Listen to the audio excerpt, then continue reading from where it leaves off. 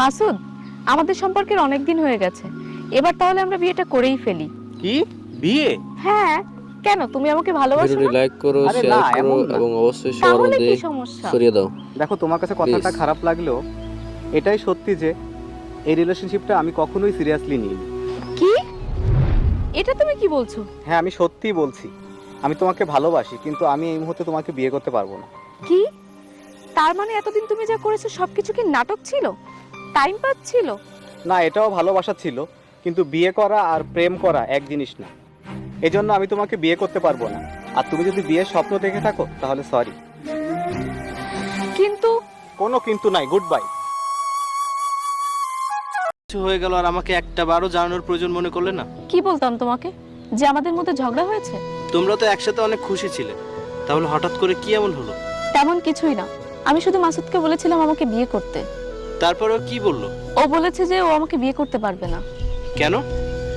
কেন বিয়ে করতে পারবে না? সমস্যা কোথায়? ওর ভাবনা প্রেম করা আর বিয়ে করা দুইটাই আলাদা। দীপ্ত, মাসুদ যদি আমাকে বিয়ে না করে আমি সত্যিই বাঁচবো না, আমি মরে যাব।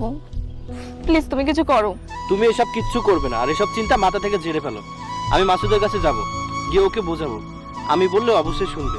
আমি মাসুদকে নিয়েই তোমার কাছে আসবো। আমি জানি ও তোমার কথা শুনবে, তোমার উপর আমার পুরো বিশ্বাস আছে। আচ্ছা, তুমি এখানে থাকো, আমি এক্ষুনি যাচ্ছি মাসুদের কাছে।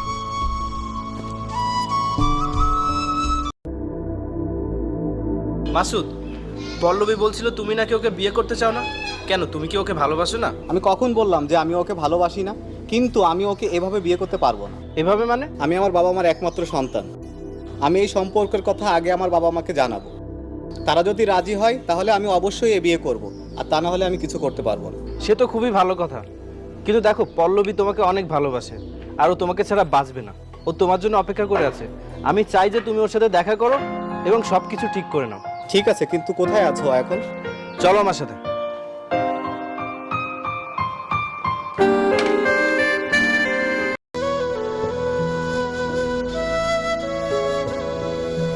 কি ব্যাপার পল্লবী, তুমি এখানে একা বসে আছো? আর এত চিন্তিত দেখাচ্ছে কেন তোমাকে? কিছু না, এমনিতেই। কিন্তু তোমার মুখ দেখে তো মনে হচ্ছে কিছু একটা হয়েছে। কিছু হলে আমাকে বলো, কারণ কথা চেপে রাখলে কষ্টটা আরো বাড়বে, কমবে না। আমি এখানে দীপ্তর জন্য অপেক্ষা করছি। ও গিয়েছে মাসুদের কাছে আমাদের বিয়ের ব্যাপারে কথা বলতে। ও কেন? মাসুদ তোমাকে বিয়ে করতে চায় না বলে? ও তো বলে ও আমাকে ভালোবাসে, কিন্তু বিয়ে করতে পারবে না। আচ্ছা, তাই না? আরে, আমি তোমাকে আমার সমস্যার কথা বলছি আর তুমি হাসছো। আমি তোমার কথা শুনে হাসছি না, হাসছি তো এই প্রকৃতির নিয়ম দেখে। প্রকৃতির নিয়ম বড়ই অদ্ভুত, তাই না? মানে? দেখো, আমি তোমাকে বেশি কিছু বলবো না, শুধু এতটুকুই বলবো, দীপ্ত তোমাকে অনেক ভালোবাসে। কি? এটা তুমি কি বলছো? হ্যাঁ, আমি সত্যি বলছি, ও তোমাকে অনেক ভালোবাসে। কিন্তু দীপ্ত তো কখনো আমাকে এই ব্যাপারে কিছু বলেনি। ও তোমাকে বলতেই চেয়েছিল, কিন্তু সেদিন তুমি মাসুদের কথা বলে ওর মনটাই ভেঙে দিয়েছো। আর তখন থেকেই ও তোমার খুশিকে নিজের খুশি মনে করে।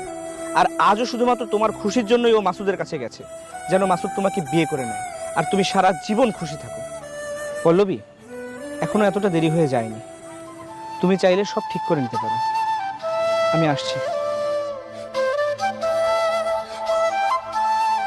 দীপ্ত তোমাকে অনেক ভালোবাসে। এই দেখো কে, মাসুদকে নিয়ে এসেছি। আগে ওর পরিবারের সাথে কথা বলবে, তারপর অবশ্যই তোমাকে বিয়ে করবে। ও তোমাকে বলতেই চেয়েছিল, কিন্তু সেদিন তুমি মাসুদের কথা বলে ওর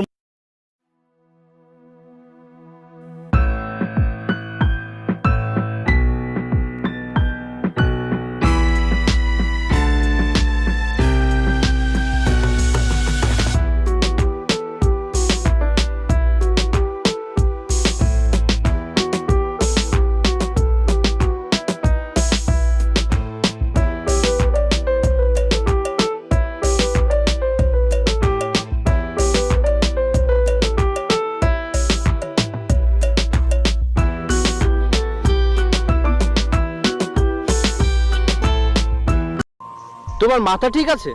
পাগল হয়ে গেছো নাকি তুমি? হ্যাঁ, আমি পাগল ছিলাম, কিন্তু এখন আর নেই। এতদিন আমি তোমার ভালোবাসা বুঝতে পারিনি।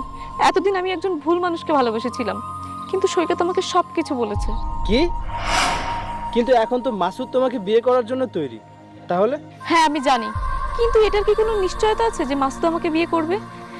যে ব্যক্তি আমাদের সম্পর্কটা নিয়েই সিরিয়াস না, সে বিয়ে কিভাবে করবে? আমাকে